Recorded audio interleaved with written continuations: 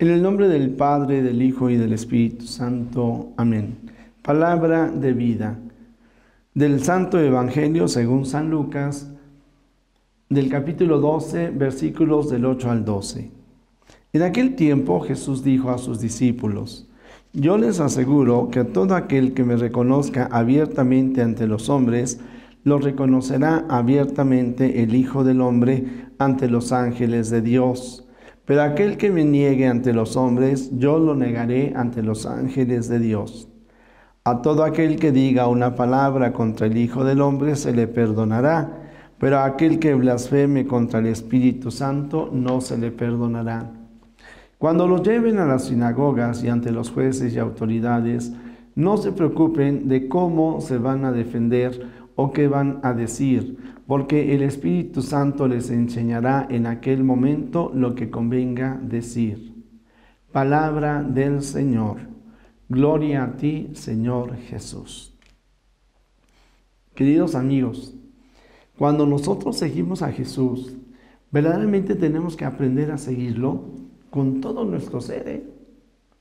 Amarás al Señor tu Dios con toda tu alma, con todo tu corazón, con todo tu ser.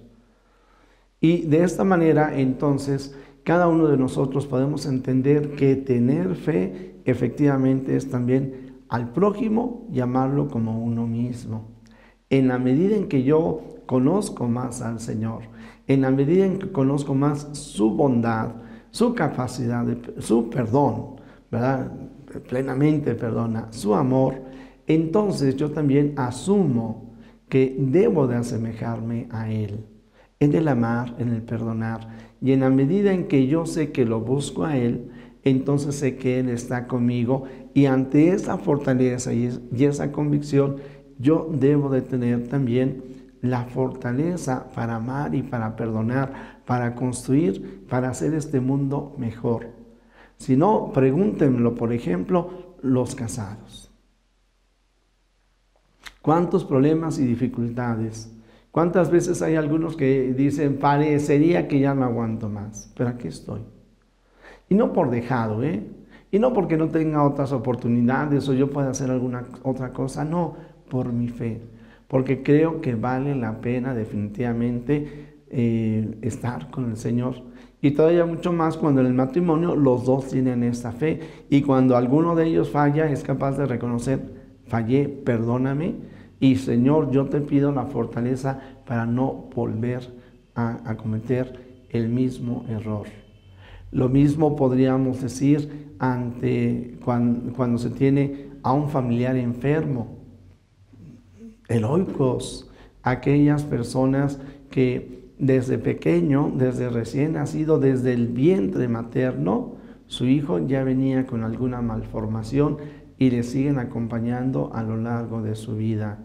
Heroicos aquellos que en un momento dado en la juventud tuvieron un problema, una dificultad, y los hermanos o la familia los siguen acompañando.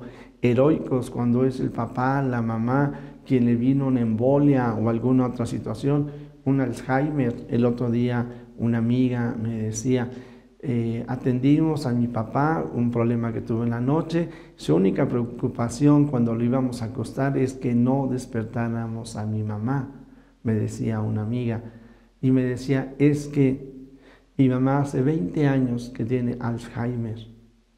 Bueno, heroicos, definitivamente ese amor en medio de tantos problemas y dificultades. Heroico el paciente, el enfermo, que pacientemente vive su enfermedad. Heroico el misionero, la misionera. Heroicos los mártires, queridos hermanos. Y es de que definitivamente nos damos cuenta que en este seguir al Señor Jesús, la fortaleza interior, la decisión que se toma, no dejarnos guiar solamente por las emociones, sino por las decisiones que racionalmente tomamos, es tan importante el de poderlas hacer vida.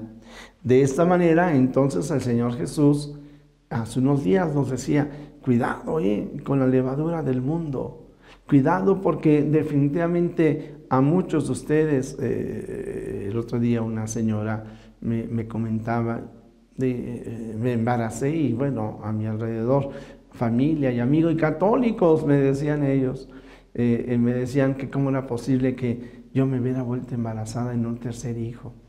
En fin, queridos amigos, es que seguir al Señor Jesús, insisto, no es una cuestión de emoción. Se necesita, claro que sí, que mi corazón se desborde de júbilo porque escucho la palabra del Señor, porque veo cómo amanece. Necesario, claro, pero la convicción más clara, más fuerte, más profunda.